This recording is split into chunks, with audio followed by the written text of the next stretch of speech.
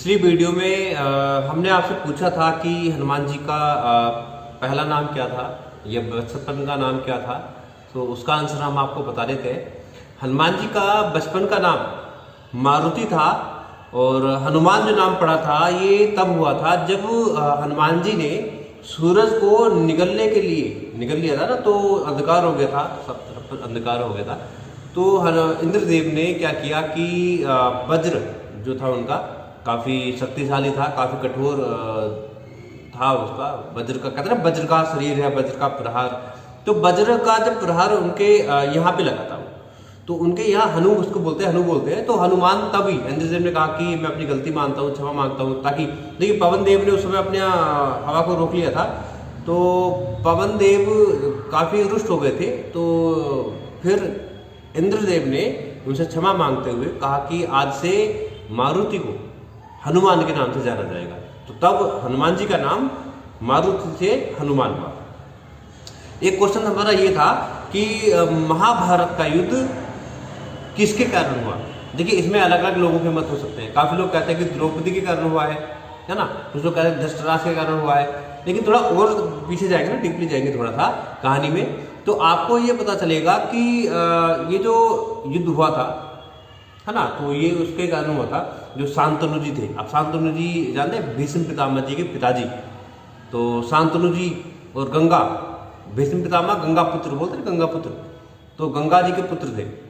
इसके पीछे बहुत बड़ी कहानी है, आपको थोड़ा सा बता देते हैं कि शांतनु जी जब गंगा जी से विवाह करना चाहते थे, विवाह हुआ था उनका, तो ये था कि उनके पीछे एक कॉन्ट्रैक्ट हुआ था। गंगा जी ने कहा कि मैं एक शर्त पे आपके साथ रह सकती हूँ कि हमारी जो संतान होगी उसको आप मुझसे ये नहीं पूछो कि कहाँ गई है, क्या हुआ है उसका।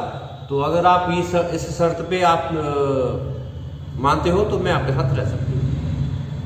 तो शांतनु ने कहा ठीक है, उस समय तो उन्होंने बोल दिया। लेकिन जब उनके कई सारे बच्चे होते थे और गंगा जी उसको ले जाती थी और शांतनु जी कुछ नहीं कर पाते थे क्योंकि वो वचनबद्ध थे, देखते रहते थे। उसके बाद फिर जब भीष्म पितामह जी हुए तो शांतनु जी फिर अपने आप पे कंट्रोल नहीं कर पाए। उन्होंने एक बार उनका पीछा किया गंगा जी का, कहाँ लेके जा रही है हमारे बच्चे को। तो देखा कि वो गंगा जी उनको गंगा जी में बहाने के लिए लेके जा रहे, बहाने बांधी। तभी शांतनु जी ने रोक लिया उनको कि आप ऐसा नहीं कर सकती, ये हमारी संतान है। तो उन्होंने कहा कि नहीं, आप वचनबद्ध हो राजा और आपने वचन तोड़ दिया है, तो मैं आपके साथ आज से नहीं रहूंगी। तो गंगा जी में समाहित हो गई थी उस दिन, है ना। भीष्म पितामह जी थे तब। देखिए अब यहाँ से ये शुरुआत होती है। अगर उनको वहां से ना रोकते या फिर गंगा जी से शांतनु जी का प्रेम ना हुआ होता तो शायद ये महाभारत इतनी आगे चल करके महाभारत ना हुई होती। भीष्म पितामह जी शांतनु जी की जो पीढ़ी थी उसके आखिरी संतान थे, उसके बाद उनकी संतान नहीं हुई है। अब जो संतान उनके हुई थी, देखिए अब इसमें थोड़ा सा अलग मैटर हो जाता है। जो संतान हुई थी वो एक्चुअल उस पीढ़ी की संतान या उस वंश की संतान नहीं थी, है ना। वो एक अलग ऋषि थे कोई, तो उनके द्वारा उत्पन्न की गई संतान थी और ना ही कोई उनकी पत्नी या फिर पुत्रवधू, ऐसा कुछ नहीं था। तो एक कहावत आपने सुनी है, इसमें भानुमति का भी आता है कि महाभारत का युद्ध जो हुआ था, कि एक कहावत सुनी आपने कि भानुमति ने कुंभा जोड़ा, इस तरह की कहावत है। तो भानुमति भी इसमें आती है।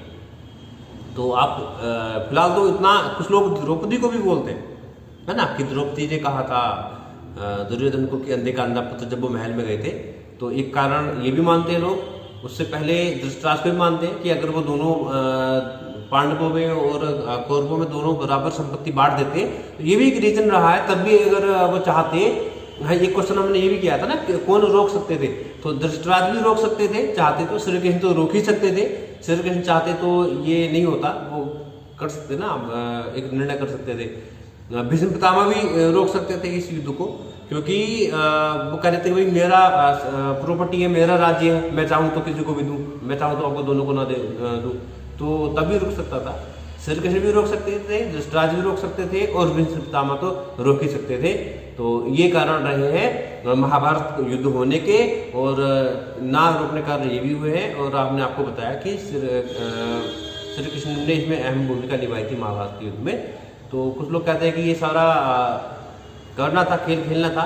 गीता तभी आई है गीता का उपदेश तभी दिया था, अगर शायद महाभारत का युद्ध ना होता तो गीता का उपदेश भी हमें नहीं मिलते, गीता हम आज जो पढ़ते हैं वो नहीं पढ़ने को मिलती।